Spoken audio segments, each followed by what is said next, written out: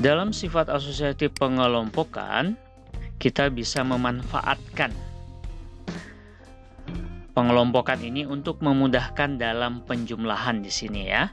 11 kita kelompokkan dengan 19. Bismillahirrahmanirrahim. Assalamualaikum warahmatullahi wabarakatuh. Alhamdulillah, pada kesempatan kali ini berjumpa lagi di dalam pembahasan bilangan bulat tentang penjumlahan dan pengurangan bilangan bulat serta sifat-sifat penjumlahan. Oke. Yang pertama, penjumlahan dan pengurangan. Di sini disajikan sebuah contoh min negatif 4 ditambah 8. Nah, untuk menyelesaikan penjumlahan ini, yang pertama adalah kita lingkari setiap angka-angka yang ada di dalam operasi ini ya. Begitu juga dengan 8 serta ini tanda operasi di depannya itu dijadikan satu dalam satu lingkaran ya. Ini memudahkan untuk fokus kita dalam melihat ini bilangannya positif atau negatif ya. Nah, dalam penyelesaian penjumlahan kali ini ada 3 cara yang bisa kita lakukan. Yang pertama dengan garis bilangan. Nah, ini kita gunakan garis bilangan ya. Nah, 0 ini adalah titik awal, titik pangkal. Negatif 4.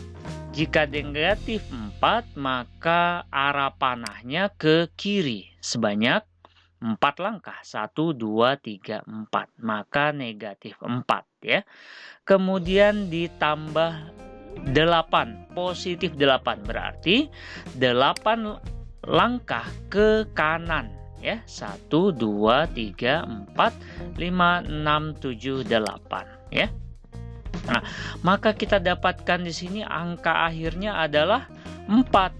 Positif 4 dari 0 ke kanan 4 langkah. 1, 2, 3, 4 ya. Maka hasilnya adalah 4. Oke ya. Itu cara yang pertama ya. Kita menggunakan garis bilangan. Cara yang kedua, ini cara yang kedua ya. Mudah-mudahan ini juga bisa membantu dalam pemahaman yang lebih baik ya. Yaitu dengan menggunakan tanda positif dan tanda negatif ya. Nah, perhatikan di sini. Negatif 4, maka kita beri 4 tanda negatif di bawahnya ya. Nah, ini di video sebelumnya ini juga sudah sempat dibahas ya. Kalian bisa melihat di video sebelumnya ya. Begitu juga tentang bilangan bulat. Nah, pada lingkaran yang kedua ini terlihat positif 8. Berarti kita buat 8 tanda positif di bawahnya. Nah, selanjutnya dalam menghitung ya, kita harus memasangkan antara positif dengan negatif satu-satu kita pasangkan. Kenapa kita pasangkan? Supaya hasilnya 0 ya. Nah, ini ada kan sepasang nih. Maka kita pasangkan hasilnya 0. Ini juga kita pasangkan hasilnya 0. Ini dan ini ya. Nah, sekarang kita lihat apakah masih ada tanda positif dan negatif yang berbeda. Tidak ada ya, semuanya sudah positif.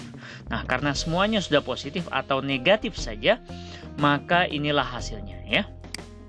Nah, ada 4 tanda positif, maka hasilnya adalah positif 4 atau ditulis 4 saja dalam bilangan bulat. Bagaimana cara yang kedua ini? Bisa dipahami ya? Nah, kita coba menggunakan cara yang ketiga ya. Nah, untuk cara yang ketiga ini kita pakai perumpamaan ya. Untuk setiap bilangan positif itu kita umpamakan seolah-olah kita punya uang ya. Kemudian setiap bilangan-bilangan negatif itu kita umpamakan seolah-olah kita punya utang ya. Nah, pada contoh yang tadi negatif 4 ditambah 8 sama ya. Langkah pertamanya kita lingkari ya bilangannya berikut tanda yang ada di depannya ini ya. Nah, ini negatif 4. ya. Nah, sekarang yang ini 8. Kita lingkari tanda yang ada di depannya juga. Nah, tambah 8 jika sudah dilingkari seperti ini, maka ini tampak menjadi positif 8. Itu langkah pertama, sama semua ya, dari langkah 1, 2, 3 tadi. Nah, sekarang kita tinggal urai ini, kita umpamakan. Negatif 4, maka kita umpamakan kita punya utang 4. Paham ya? Kemudian positif 8 ya. Maka kita umpamakan menjadi seolah-olah kita punya uang 8. Kita punya utang 4, punya uang 8. Nah, kira-kira ini kita masih punya utang atau uang ya? Nah, kita masih punya uang sebanyak 4. Paham ya? Nah, uang itu kan positif, maka kita tulis menjadi positif 4. Nah, positif 4 penulisannya cukup ditulis dengan angka 4 saja. Nah, bagaimana cara yang keempat ini, yang ketiga ini? Bisa ya? Nah, kita coba contoh yang lain ya supaya lebih paham. Nah, di sini Mister tidak menjelaskan cara yang pertama dengan garis bilangan ya. Mister di sini coba menjelaskan cara yang kedua dengan tanda positif dan negatif, kemudian dengan cara yang ketiga ya, diumpamakan positif uang, negatif utang ya. Nah, kita lingkari dulu angka-angkanya. Positif 4, 7 kita lingkari jadi negatif 4, 5 kita lingkari jadi positif 5. Oke ya. Nah, kita beri tanda di bawahnya. Lingkaran yang pertama 4, berarti 4 tanda positif. Negatif 7 berarti 7 tanda negatif kita letakkan di sini. Kemudian yang ini positif 5 berarti 5 tanda positif kita letakkan di bawahnya. Nah, selanjutnya di sini kita cari tanda-tanda yang berlawanan, positif dengan negatif ya. Nah, kita hitung, kita operasikan kan berarti 0 tuh. Ya, ini juga sama 0, ini 0, ini 0. Oke ya. Nah, sekarang apakah masih ada dua tanda yang berbeda? Masih ada ini ya. Ini ada negatif, ini ada positif. Nah, kita ubah sedemikian rupa nih biar mudah saja ya. Ini 0, kita pasangkan 0 juga, ini 0 juga. Nah, apakah masih ada tanda-tanda yang berbeda? Nah, tidak ada ya, ini sudah positif semua. Nah, berarti inilah hasilnya ya, 2 tanda positif. Berarti positif 2 hasilnya. Bagaimana? Bisa ya? Nah, selanjutnya kita coba contoh yang lain. Nah, untuk contoh yang ketiga ini agak sedikit berbeda. Kenapa berbeda? Ya, karena di sini ini nih, tandanya ada 2 nih. Dikurang negatif 6. Nah, itu bagaimana? Nah, ini juga sama nih. Ditambah negatif 3. Nah, caranya bagaimana jika seperti itu? Nah, jika seperti ini harus kita ubah dulu ya. Nah, negatif 5 kita turunkan saja karena dia tandanya cuma 1, negatif ya. Kalau yang ini kan dikurang negatif 6. Nah, tandanya ini harus kita ubah dulu, negatif menjadi positif ya. Jadi positif 6 sekarang nih. Nah, yang ini positif dengan negatif. Nah, hasilnya negatif 3. Nah, ini baru kita lingkari nih. Negatif 5 berarti ada 5 tanda negatif di bawahnya. Yang ini kita lingkari jadi positif 6. Ada 6 tanda positif di bawahnya.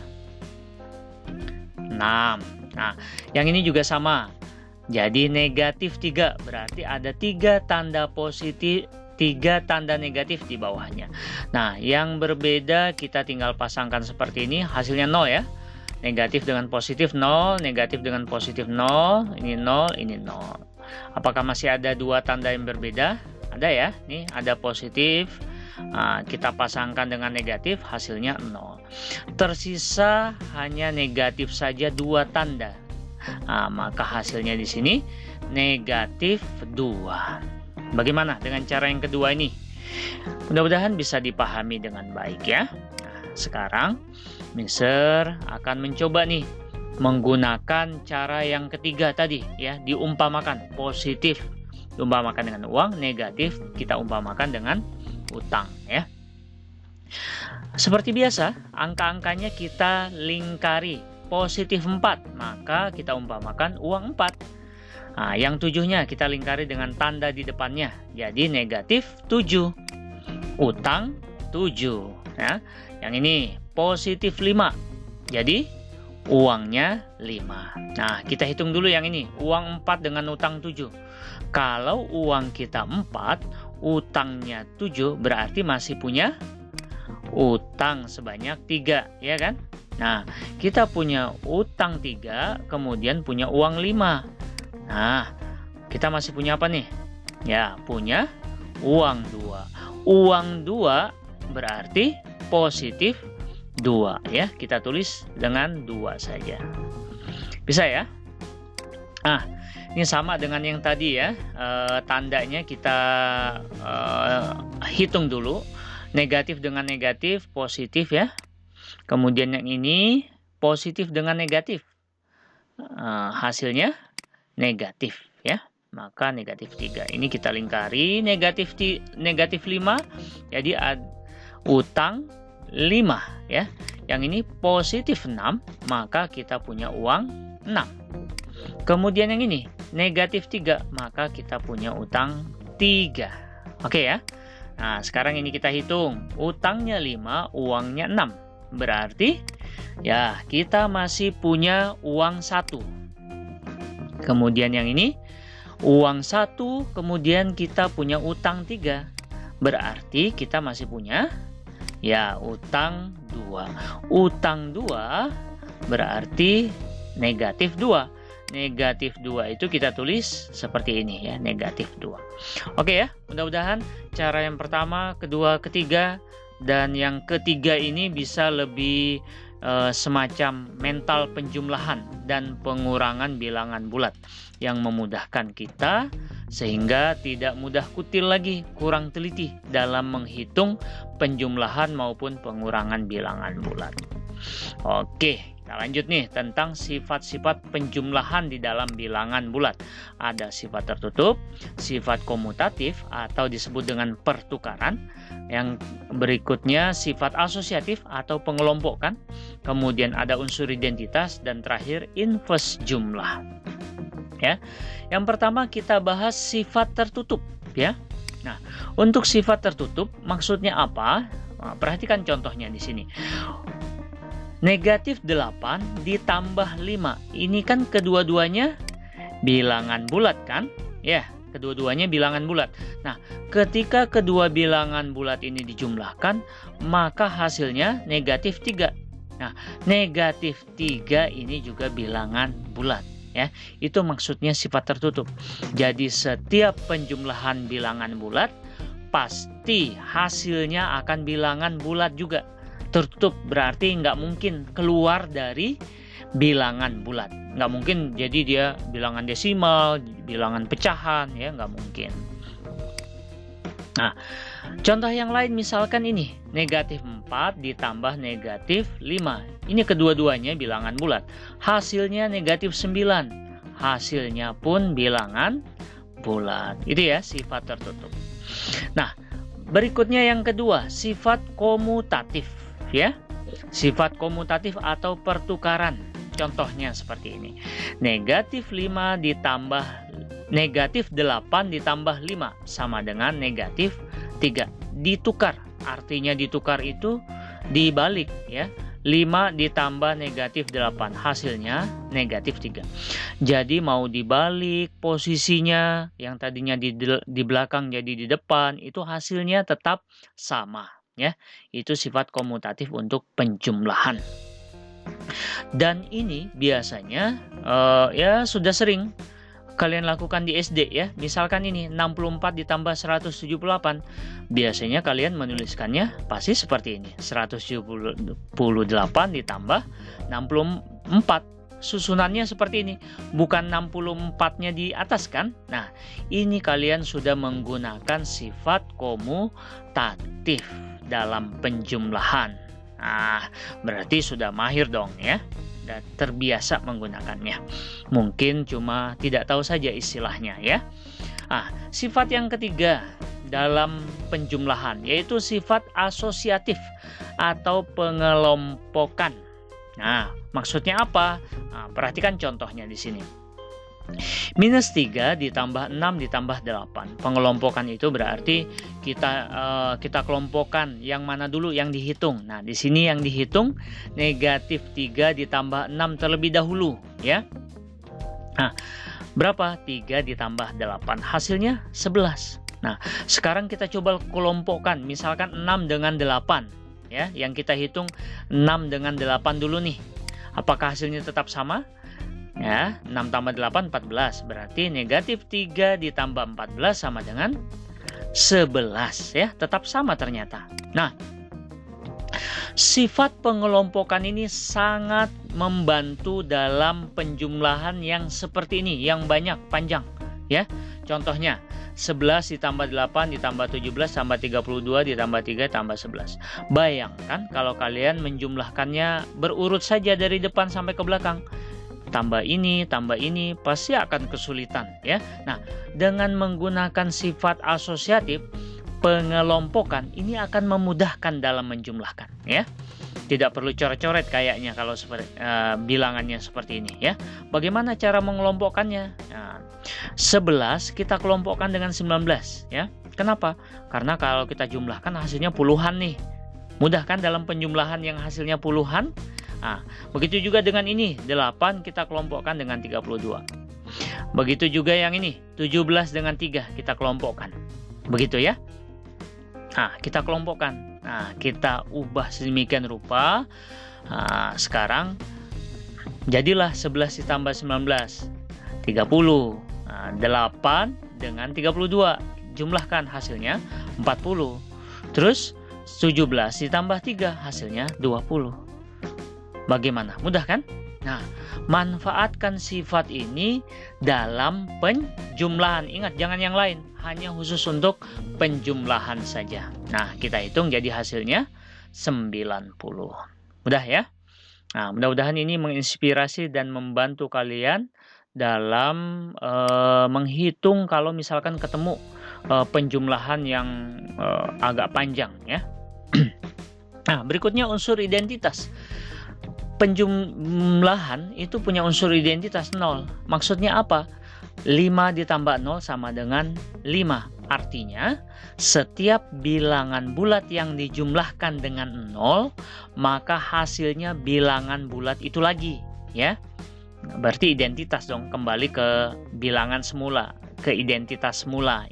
5 jadi 5 lagi. Nah, begitu juga kalau kita balik 0 ditambah 9, tetap hasilnya 9 lagi. Itu ya tentang unsur identitas. Nah, terakhir tentang sifat penjumlahan yaitu inverse jumlah atau kata lain inverse itu adalah lawan suatu bilangan, ya. Nah, supaya lebih memahami lawan suatu bilangan, kita sajikan nih garis bilangan, ya. Contohnya yang dicari misalkan di sini inverse dari 2 adalah, nah, titik pusatnya itu 0 ya, titik pusatnya 0, angka 0. Inverse dari 2 berarti kita 2 ini kan positif, berarti kita bergerak 2 langkah ke kanan, ya. 2 langkah ke kanan nih, angka 2. Nah, lawannya, maka kebalikannya, maka kita bergerak 2 langkah lagi ke kiri, tentunya dari titik pusat, ya. Nah, 2 langkah berarti negatif 2, ya. Maka inverse dari 2 adalah 2.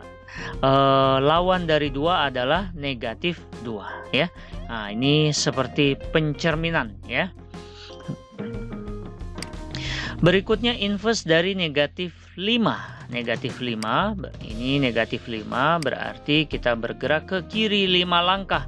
Maka lawannya, inverse-nya itu adalah 5 langkah ke kanan, yaitu sampai di angka 5, ya.